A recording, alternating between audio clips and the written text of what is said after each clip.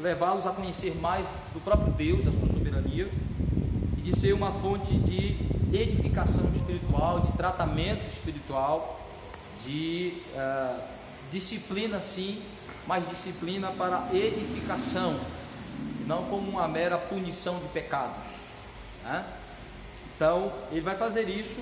Nós vimos desde o capítulo 31, ele é apresentado pelo narrador como um jovem que se destaca, se apresenta com algumas características interessantes, que o coloca como um mediador habilidoso, como alguém que se coloca para mediar esse discurso, esse debate, com uma postura de extrema humildade, de respeito. Nós vimos o que caracteriza a humildade, a postura respeitosa de Eliú. É um jovem que respeita a sua posição de jovem, respeita os mais velhos, respeita o assunto e, acima de tudo, respeita a Deus e a sua palavra. Isso é um destaque nessa postura de Eliú. E nós vimos então como ele apresentou sua refutação aos amigos de Jó, e no capítulo 33 sua refutação a Jó, baseado muito mais no que ele ouviu de Jó do que nas acusações que os amigos de Jó fizeram a ele, né? Então Eliú se detém muito mais no que ele ouviu de Jó, trabalha em cima disso, e do que ele ouviu dos amigos de Jó. Ele não entra no mérito das acusações que foram feitas a Jó pelos seus amigos de como Jó vivia, visto que ele não se vê habilitado para isso, porque ele não conviveu com Jó, ele não tinha um conhecimento da vida de Jó. Então isso é muito interessante, um ensinamento muito importante para nós. Às vezes nós entramos em certos debates, em certas discussões, em que nós acabamos atacando as pessoas, a história das pessoas, sem conhecê-las, sem vivenciá-las, sem saber de fato da história dessas pessoas, porque alguém falou, porque alguém acusou, porque alguém apresentou uma queixa, porque alguém fez uma denúncia. E às vezes a gente cria uma repulsa a certas pessoas, a tudo que ela representa, sem conhecê-las o suficiente para fazer um juízo de valor, para emitir um juízo de valor. E muitas vezes nós deveríamos nos deter apenas ao que está ao nosso alcance, ao que a gente pode ver, ao que a gente pode ouvir, né? Nos deter muitas vezes apenas ao que as pessoas falam, o que elas dizem, que a gente pode observar do seu comportamento e ouvir delas. É isso que Eliú faz. Então no capítulo 33 ele vai dizer para Jó que percebeu que no seu afã de defender sua justiça, ele acabou se demonstrando um pouco soberbo nisso. Então ele acusa Jó de uma postura soberba, de se ensoberbecer na defesa de sua justiça. Isso é interessante, que mesmo estando em uma vida piedosa, mesmo cultivando uma vida piedosa, mesmo praticando a vida espiritual corretamente, nós podemos nos orgulhar daquilo que nos vem por graça.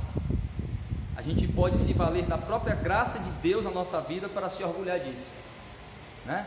Se orgulhar de nossas orações, se orgulhar de nossa prática cristã, de nossa atividade religiosa, de nosso culto, de nosso serviço a Deus, de nossa caridade, né? De nosso amor. A gente é capaz, como pecadores, de se orgulhar do que deveríamos apenas reconhecer a graça de Deus, né? Paulo diz: do que eu me orgulharei apenas do Senhor, do que Ele é e faz em mim, né? Que eu vou me gloriar apenas do que Deus faz de minha vida, né? Do resultado que Deus faz em mim. Então Eliú acusa Jó de se orgulhar de sua justiça. Ele não questiona de Jó ter de fato uma justiça, uma retidão, mas diz que sua fala expressa uma certa soberba, um certo orgulho, e a prova disso é que Jó se detém muito mais em defender a sua justiça do que a justiça de Deus, né? E também diz que por conta disso Jó acaba proferindo palavras que devem ser corrigidas, palavras que não foram bem colocadas, não foram felizes da parte de Jó.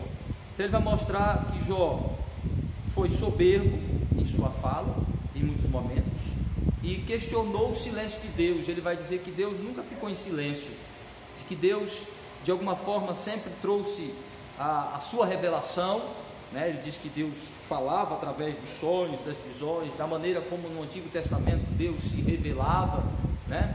De maneira extraordinária, e como Deus usava a própria circunstância, como Deus se revelou de maneira especial e de maneira natural, através do sofrimento, ele diz que é uma forma de Deus nos instruir, nos ensinar através do sofrimento, através da dor. E por fim ele também vai mostrar que por conta disso, Deus usa a palavra e a disciplina para, não na vida de Jó e na vida do crente, não para puni-los em seus pecados, mas para discipliná-los, mas para corrigi-los, para fazê-los crescer. Porque o crente não é punido pelos seus pecados. Por que eu gosto de enfatizar isso? Porque Deus não nos pune pelos nossos pecados, Deus nos disciplina, porque Deus puniu os nossos pecados em Cristo, certo? Nós não pagamos pelos nossos pecados, até porque isso seria impossível. Nós não pagamos, não somos punidos pelos nossos pecados, nós somos disciplinados por Deus, em que Ele nos faz passar pelas consequências naturais e humanas, temporais, dos nossos atos, nos faz experimentar algumas consequências dos nossos atos, né? Algumas dores, alguns sofrimentos, algumas consequências, para a disciplina, para a correção, para a edificação, não para a punição, porque a punição dos nossos pecados foi colocada sobre Jesus.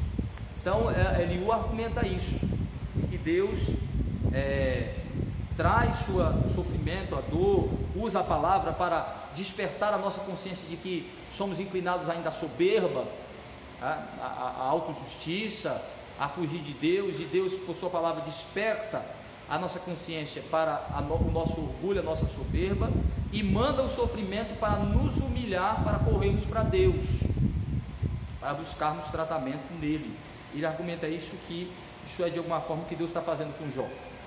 E agora então no capítulo 34, ele vai continuar se dirigindo a Jó. Nós vamos ver aí, vamos ler o capítulo 34, os convido para nós lermos de maneira alternada, vamos participar da leitura.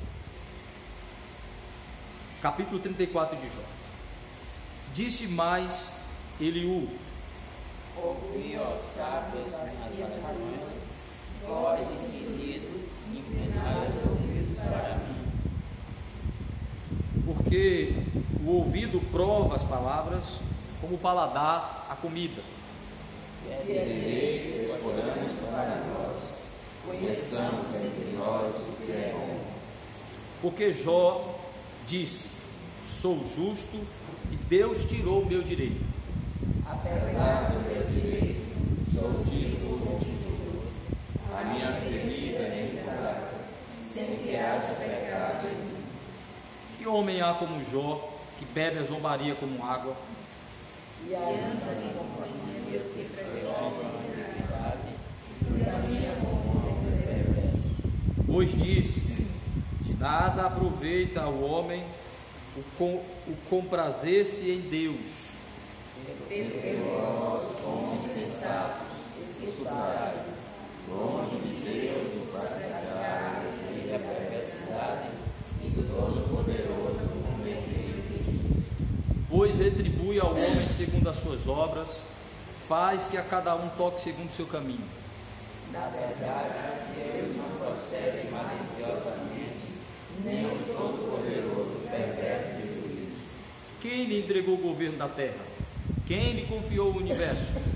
Se Deus está apenas em si mesmo, e para si recolhesse o seu espírito e o seu fruto, Toda a carne juntamente expiraria, e o homem voltaria para o pó. se pois há em ti entendimento, ouve isto, inclina os ouvidos ao som das minhas palavras. Acaso governaria o que aborrece o direito? Queres tu condenar aquele que é justo e poderoso? Iniciar uma lei, ó vil, ó príncipes, ó perversos. Quanto menos aquele que não faz acepção das pessoas de príncipes, nem estima o rico mais do que o pobre, porque todos são obra de suas mãos. De repente formam, amigos, os povos são perturbados, os poderosos são tomados por crise. Os olhos de Deus estão sobre os caminhos do homem e veem todos os seus passos. Não há trevas nem sombras nas faz profunda, onde se escondam os que praticam a iniquidade. Pois Deus não precisa observar por muito tempo o homem antes de o fazer ir a juízo perante ele. Quebram os órgãos sem adquirir e põe outros em seu lugar. Ele conhece, pois, as suas obras, de noite os transtorna e ficam moídos. Ele os fere como perversos, à vista de todos. Porque dele se desviaram, não quiseram compreender nenhum de seus caminhos. E assim fizeram que o clamor dos pobres subisse até Deus, e este ouviu o lamento dos aflitos. Se ele aquietasse, quem o condenará? Se encobrir o rosto, quem o poderá contemplar? Seja um povo, seja um homem. Para que o ímpio não reine e não haja quem luta ao povo. Se alguém diz a Deus, sofri, não pecarei mais. Porque não vejo ensinando. Se cometi injustiça, jamais a tornarei a praticar. Acaso deve ele recompensar-te segundo tu queres ou não queres? Acaso deve ele dizer-te, escolhe tu e não eu? Declara o que sabes, fala.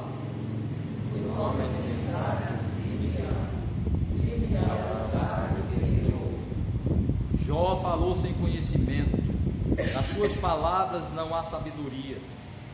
Chamaram por Jó para fala até o fim, porque ele respondeu como um homem de iniquidade. Pois ao seu pecado acrescenta rebelião. Entre nós, com desprezo, bate ele palmas e multiplica as suas palavras contra Deus. E ele aplica a sua palavra, Deus aplica a sua palavra nos nossos corações. Amém. Irmãos, esse texto talvez seja o mais complicado da fala de Eliú. Ele faz acusações pesadas a Jó, algumas expressões fortes.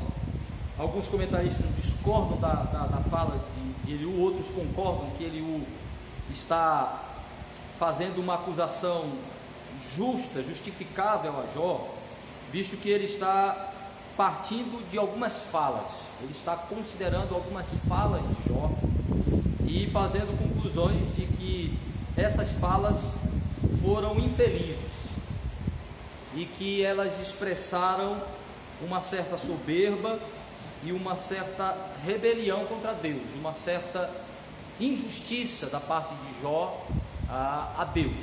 E esse é o argumento de Eliú, de que Jó, na sua exagerada defesa, acabou usando palavras infelizes, que talvez não expressasse o que ele de fato queria dizer, mas acabou expressando o que se ouviu. Às vezes nós queremos expressar nossos sentimentos, nossa dor, nossas angústias e dúvidas, e escolhemos erradas palavras ou não pensamos antes de falar. Às vezes temos até razão em nossa dor, em nossas queixas, mas muitas vezes nossas palavras não são felizes. E é isso que Eliú está questionando aqui com Jó, de que suas falas, algumas falas dele, demonstrou uma atitude errada da parte de Jó. E o que nos parece é que Jó ficou em silêncio, não porque estava desgastado no debate, mas porque Jó provavelmente concordou com Eliú, de que algumas de suas falas não foram boas, de que apesar de ser justo, apesar de estar consciente de que ele não era um ímpio, era um homem temente a Deus, ele proferiu na sua dor muitas palavras infelices. infelizes, que acabaram expressando uma certa injustiça para com Deus. Então, Eliú pega essa fala, e é que eu quero enfatizar na fala de Eliú, é como ele vai questionar a questão da defesa de direitos. Jó faz uma grande defesa de direitos pessoais. Isso é muito atual. Nós vivemos um contexto em que as pessoas estão vivenciando uma crescente humanista em que tudo gira em torno da felicidade, da realização dos indivíduos. Existe uma crescente do engrandecimento do homem, né? Da adoração ao homem como centro de tudo, da busca pela felicidade humana e individual, em que tudo gira em torno do homem. Então isso leva muitas vezes a transformar desejos, vontades e necessidades em direitos. Muitas coisas que têm a ver com a busca dos indivíduos, com a liberdade de buscar, é transformada em direito, e muitas vezes garantidos em leis. Por isso que nós estamos vivendo uma grande crise do nosso país, política e econômica, porque muitos desejos, anseios e necessidades humanas foram transformadas em deveres que devem ser garantidos pelo Estado. Isso expressa esse desejo do homem de expressar, de se colocar como um merecedor de tudo, como alguém que deve receber tudo de alguém, ter garantido o direito a tudo. E não é bem assim. Muitas das coisas que nós chamamos de direito não é direito, é uma necessidade, é uma vontade, mas não direito. Os direitos humanos básicos são poucos e simples, certo? Direito à liberdade, à própria vida, à preservação da vida, à propriedade privada, à proteção pessoal, são direitos básicos, basilares na vida. Mas a gente transformou tantas necessidades em direito, que hoje toda argumentação é em cima de direito. É meu direito. Tem direito de falar, direito de se expressar e falar do jeito que quiser, direito a viver como quiser, direito a tudo. E Jó, de alguma forma, exagera nisso. Ele entra no debate numa defesa exagerada de seus direitos, a ponto de questionar a Deus que ele havia privado Jó de certos direitos. E Eliú acusa Jó de estar, de alguma forma, questionando a Deus no que ele não deveria questionar. Ele questionou Deus de ter tirado alguns direitos dele. E a argumentação de Eliú é: Deus não lhe tirou direito nenhum, Jó. Isso é interessante, né? Porque parece que não tem a ver conosco, mas, por exemplo, quando a gente fala de sofrimento, a gente acha que tem algum ser humano que não tem direito de sofrer, que não merece sofrer. A gente pensa assim, por exemplo, como é que uma criança que ainda não cometeu pecado vem a esse mundo, aí já nasce com a deficiência, já nasce com um sofrimento, que injustiça. É mais ou menos isso que Jó está dizendo. Jó diz assim: eu sou inocente, eu não merecia sofrer tudo isso, meu direito de inocente foi tirado, meu direito de justo foi tirado. E quando Deus me deu esse sofrimento, Ele não me deu direito nem de resposta, Ele não me deu direito nem de explicações, de ter explicações. Ele não me deu direito de ter julgado a minha causa, Ele não me deu direito nem de me defender diante desses homens aí que me acusam. Deus não me deu direito de estar diante dele. Então ele acusa Deus de ter tirado alguns direitos. E aí aqui eu acho que eu concordo com alguns comentaristas que dizem que Eliú está coberto de razão, apesar dele usar uma linguagem pesada para Jó, pode ser questionado em algumas afirmações que ele faz sobre Jó, mas nesse aspecto geral do texto, em que ele diz: não, Jó, Deus não te tratou de maneira injusta. Isso que é injustiça. O que é justiça? É tratar as pessoas conforme seus direitos. O que é injustiça é não dar ou não tratar alguém conforme seus direitos, é lhe privar dos direitos, é não lhe dar os direitos, não lhe tratar segundo os seus direitos. Então Jó, de alguma forma, indiretamente, acusa Deus de injustiça, porque se Deus não lhe tratou conforme ele merecia, conforme seus direitos, Deus não foi tão correto na atitude com ele. Então Eliú cai pesado nessa fala de Jó e diz: não, Jó, essa sua fala, ela se assemelha aos ímpios. Aí veja, vamos ler o texto rapidamente. Eu não vou trabalhar versículo por versículo porque é um texto longo. Eu quero apenas extrair esta essência do texto, essa ideia do texto de Eliú, em que ele vai colocar que o sofrimento de Jó não foi supressão de direito, foi o uso do direito do próprio Deus. Não foi o direito de Jó suprimido, foi o direito de Deus exercido. É exatamente o contrário. Então vejam, Jó, então ele diz que Jó falou, expressou algumas vezes que não foi tratado conforme seu direito de um homem justo. Veja no versículo 1 ao 6 como ele diz isso. Disse mais Eliú: ouve, ó sábios, as minhas razões, vós instruídos, inclinai os ouvidos para mim, porque os ouvidos provam as palavras, como o paladar a comida. Prestem atenção, observem o que eu vou dizer para vocês. O que é direito? Escolhamos para nós. Vamos ver o que é direito, o que é correto, o que é direito de verdade. Conheçamos entre nós o que é bom. O que Jó disse: sou justo, e Deus tirou o meu direito. Apesar do meu direito, sou tido por mentiroso. A minha ferida é incurável, sem que haja pecado em mim.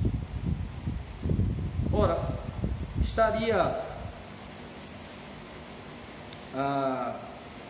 Eliú fazendo a interpretação errada das falas de Jó? Eu acho que não. Vamos ver alguns textos que provavelmente são as passagens que ele está se referindo da fala de Jó. No capítulo 27, versículos 2 e 6, vamos ver se a interpretação de Eliú está correta, se ele não está forçando ou interpretando erroneamente as palavras de Jó. Capítulo 27, versículos 2 e 6, diz assim, prosseguindo Jó em seu discurso, disse: tão certo como vive Deus, que me tirou o direito, o Todo-Poderoso, que amargurou a minha alma. Versículo 6, a minha justiça me apegarei, e não a alargarei, não me reprova a minha consciência, por qualquer dia da minha vida. Ainda capítulo 16, versículos 16 e 17, capítulo 16, versículos 16 e 17, o meu rosto está todo afogueado de chorar, sobre as minhas pálpebras está a sombra da morte, embora não haja violência nas minhas mãos, e seja pura a minha oração. Ainda capítulo 9,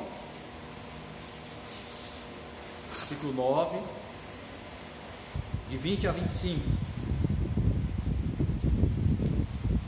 veja o que Jó diz: ainda que eu seja justo, a minha boca me condenará, embora seja eu íntegro, ele me terá por culpado. Eu sou íntegro, não levo em conta a minha alma, não faço caso da minha vida, para mim tudo é o mesmo. Por isso digo, tanto destrói ele o íntegro como o perverso. Se qualquer flagelo mata subitamente, então se rirá do desespero do inocente. A terra está entregue nas mãos dos perversos, e Deus ainda cobre o rosto dos juízes dela. Se não é ele o causador disso, quem é logo?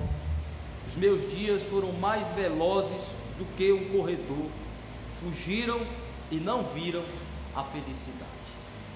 Então, baseado nessas falas de Jó, não vejo exagero na conclusão de Eliú. Eliú tem razão quando diz que Jó, na defesa de sua justiça, acusou Deus de ter lhe tirado o direito, de não ter lhe tratado conforme ele de fato entendia que deveria ser tratado pelo princípio da retribuição, de ser um homem justo, buscava o Senhor, buscava viver em retidão, em obediência à palavra de Deus, e que Deus lhe tirou o direito de ter uma resposta do porquê ele recebeu aquele sofrimento, de que ele não via uma justificativa plausível. Sabemos que Deus não estava punindo ele por pecado, mas estava exatamente testando a sua fé, estava passando pelo fogo da provação, do fortalecimento da sua fé. E ele também disse que Deus não lhe deu o direito de estar diante de Deus para argumentar a respeito daquilo que seus amigos, de estar diante do tribunal divino. Então ele diz: direitos me foram tirados. Jó via então que ele não estava sendo tratado conforme aquilo que ele entendia merecer.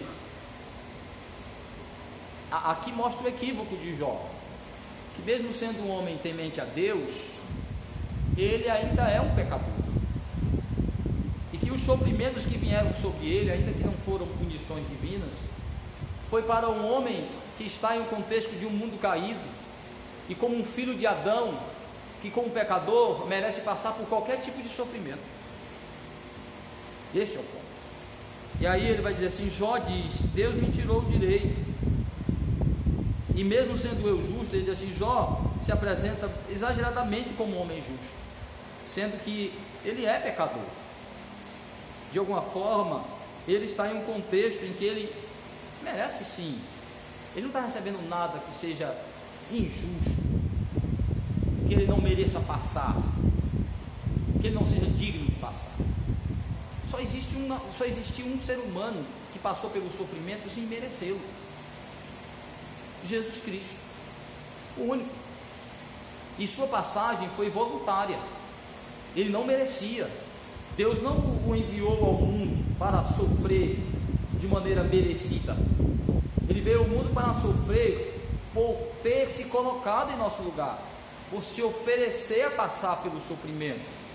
Paulo explica isso em Filipenses capítulo 4, quando ele diz que Cristo se esvaziou, tomando forma humana, ou seja, ele tomou uma posição que não lhe pertencia, que não era obrigação como homem, e se sujeitou, ele diz assim, e humildemente se sujeitou a tudo, até a todo sofrimento, até a morte e morte de cruz.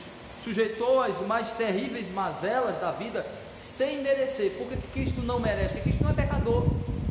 Sofrimento, dor, morte, doença, é sofrimento, é punição, é consequência, é maldição divina para a vida humana caída, para os homens caídos, para os pecadores. Viver neste mundo caído, com consequências, com a presença do mal e punições, é para os pecadores. Então, Eliú vai dizer que Jó, na sua fala, expressou uma certa soberba ao dizer que seu direito lhe foi tirado. Deus não me tratou conforme eu merecia. E aí, ele vai então dizer que as palavras de Jó mostram que ele não tem tanto direito como pensa ter. Ele não tem tanto direito como ele imagina.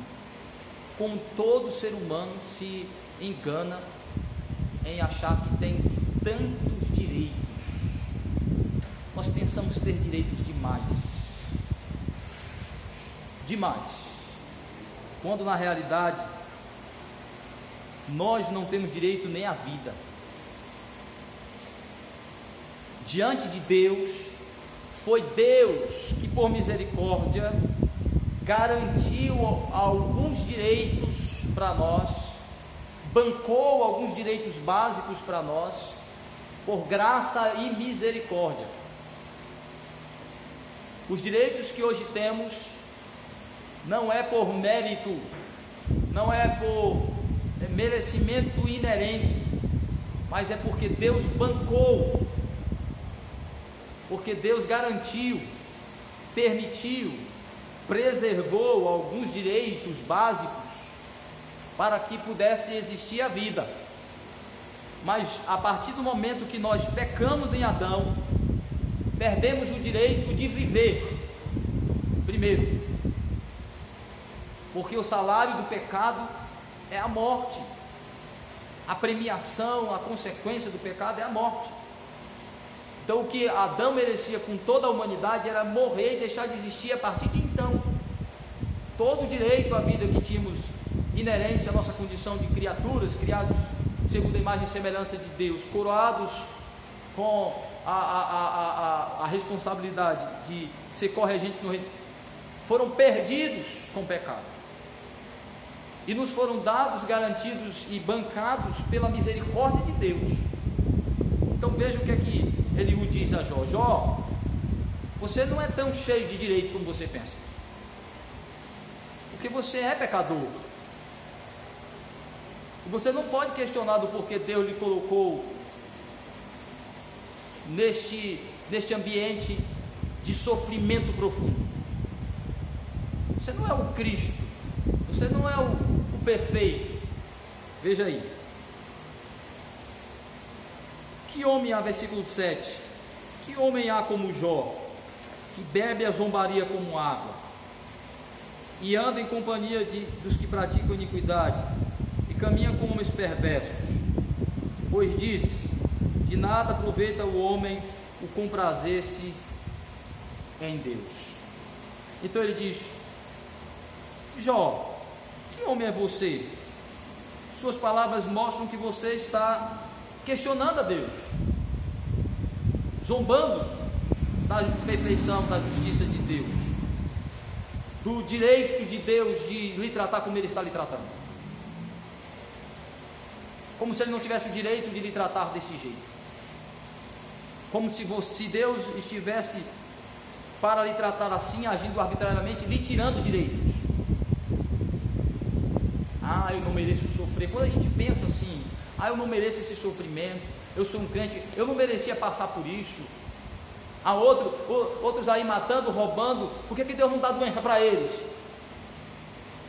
O cara roubou milhões aí, com saúde, com tranquilidade, e Deus dá aperto justamente para mim. O cara roubou milhões e milhões aí, corrupto, e Deus me dá um aperto financeiro logo para mim, desemprego para mim. Um crente que busca o Senhor todo dia. Isso lembra Asaf. Isso lembra um outro personagem bíblico que questionou a bondade de Deus, a justiça de Deus, porque olhou para o lado e viu os ímpios prosperarem e disse assim: olha, eu passo um perrengue maior do mundo desse aqui, um homem crente, temente a Deus, buscando o Senhor todo dia. Eu vejo esses ímpios aí passando vida boa, rapaz, homens blasfemando de Deus, fazendo as coisas erradas, e Deus dando vida boa. Aí ele disse: não vale a pena lavar a mão na inocência, diz Asaf. E Eliú acusou Jó de também ter dito isso. Naquele texto que nós lemos do versículo do capítulo 6, 9, de alguma forma Jó diz isso. Deus trata todo mundo igual, não há diferença entre justo e injusto, entre crente e descrente. Deus parece que tem prazer de oprimir o justo. Ele ri do sofrimento do justo. Ele diz assim, então ele tira a conclusão de que Jó está dizendo: não vale a pena ser temente a Deus, porque ele não trata com um diferencial entre o crente e o descrente. Ele diz: não, Jó, tu não está vendo que nessas tuas palavras tu está zombando, tu está questionando a Deus nessa sua fala, e com isso tu estás te associando aos ímpios. Que aí eu entendo que se ele está acusando Jó de caminhar com os ímpios na ideia de se associar à prática, ele está errado, porque a Bíblia vai dizer que Jó era um homem íntegro, temente a Deus, que se desviava e se afastava do mal. Se Eliú fez essa acusação, ela é errada. Mas se as palavras de Eliú significam o que eu penso que significa, que Jó estar na companhia dos ímpios significa a fala dele se assemelha a certas palavras dos ímpios, a certos questionamentos que os ímpios fazem a Deus, como nós podemos, mesmo não andando com os ímpios, nos associarmos à maneira de pensar deles, nos associarmos a alguns comportamentos, mesmo estando distante deles, mas ter alguma associação na maneira de pensar.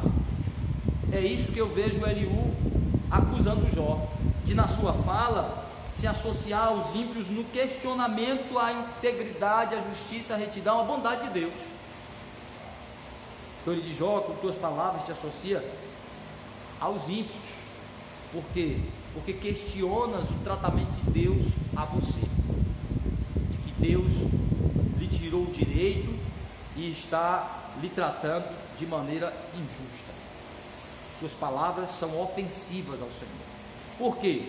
Aí eu acho lindo esse texto do versículo 10 até o 37, então não vamos ler todo, porque os dois primeiros versículos são suficientes para entender o pensamento de Eliú, quando ele vai dizer que Deus não é injusto, porque ele não tira o direito de ninguém, ele não perverte o direito de ninguém. E todo o tratamento dele a Jó e a todos os homens é baseado no que eles merecem? Sim.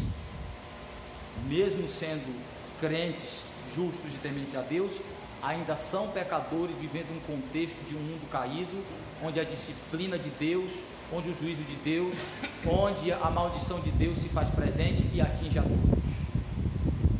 Não tem esse negócio de que o crente não merece passar por algum tipo de sofrimento, que tem algum sofrimento que o crente não mereça passar. Ele vai dizer assim: não, Jó, não, Deus não suprime direito de ninguém. O tratamento que ele tem com os homens é baseado no que eles são. Sim. O que eles se tornaram como pecadores? Sim.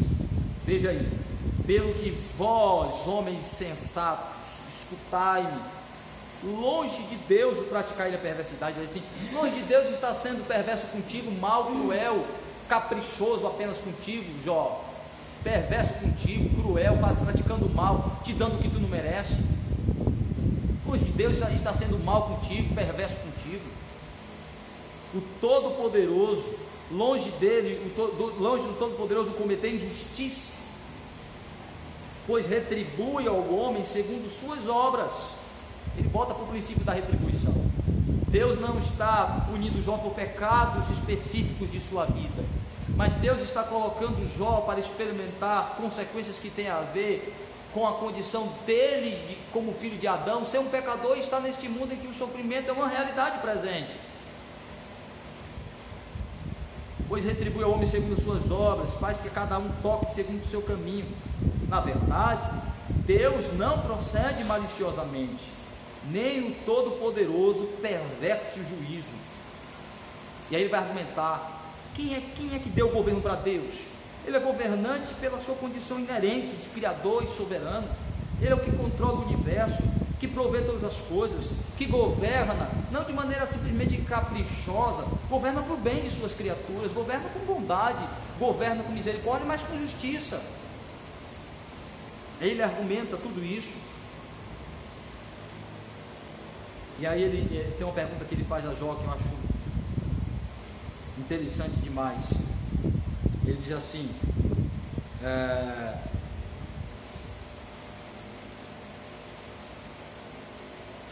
versículo 33, olha o que ele diz: acaso deve ele recompensar-te segundo tu queres ou não queres?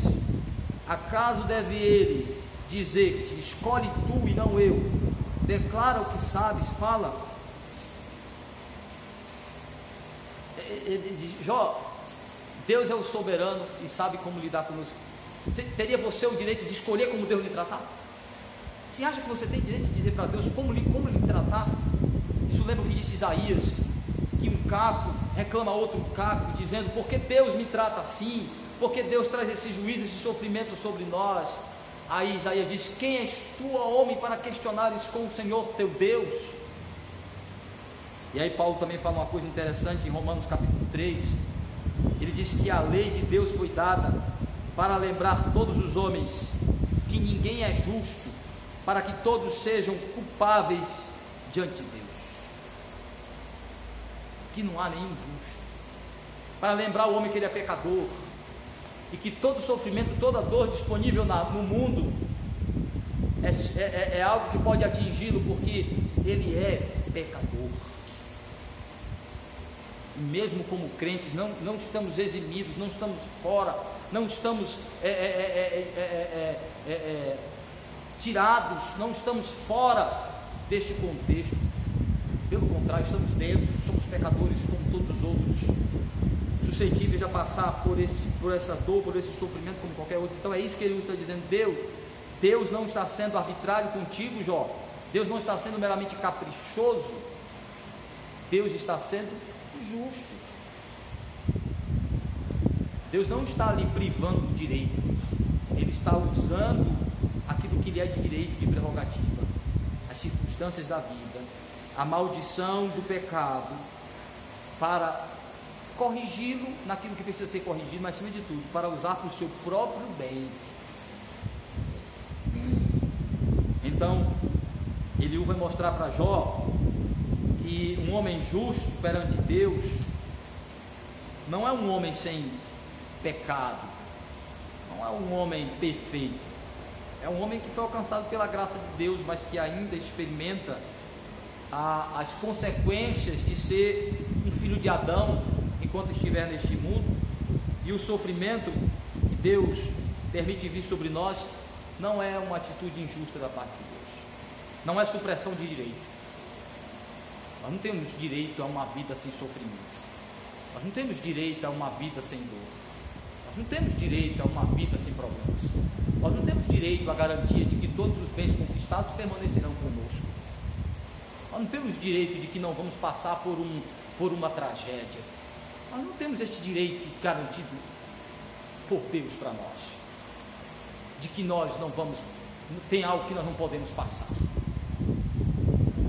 Cristo, que não tinha que tinha o direito de não passar por nada disso, escolheu passar. Eu, que não tenho direito, acho que tenho direito de questionar com Deus do porquê Ele traz certos sofrimentos em minha vida.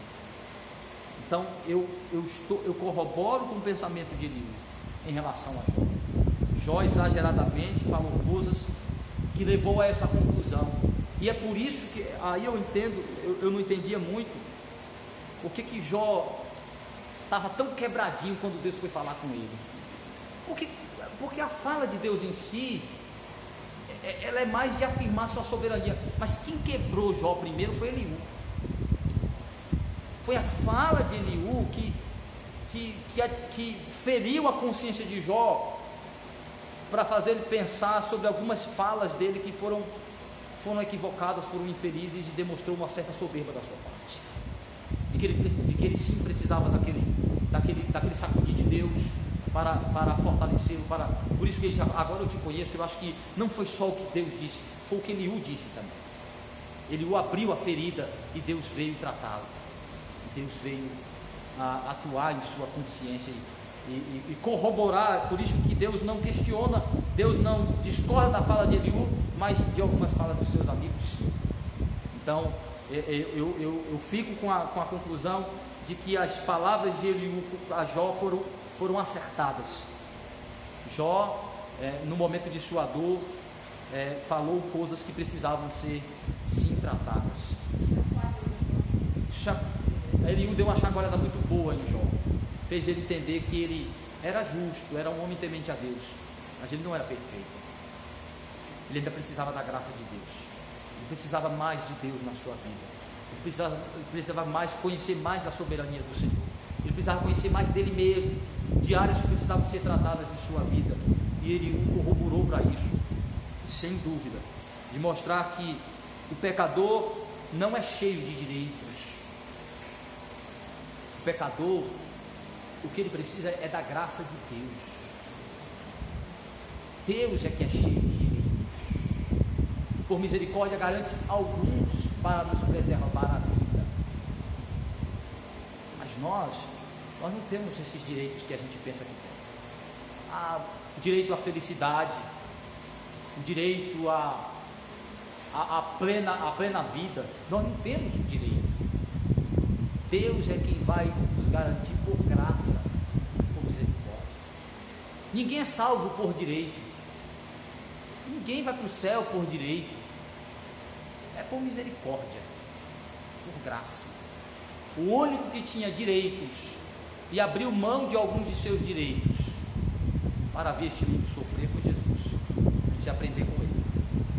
Se ele sofreu voluntariamente, por que eu não posso sofrer tranquilamente por merecer? Mereço. qualquer sofrimento que Deus queira trazer em minha vida, eu mereço por ser um pecador. Que Deus, meus irmãos, nos dê graça, nos faça entender isso em Cristo Jesus. Amém.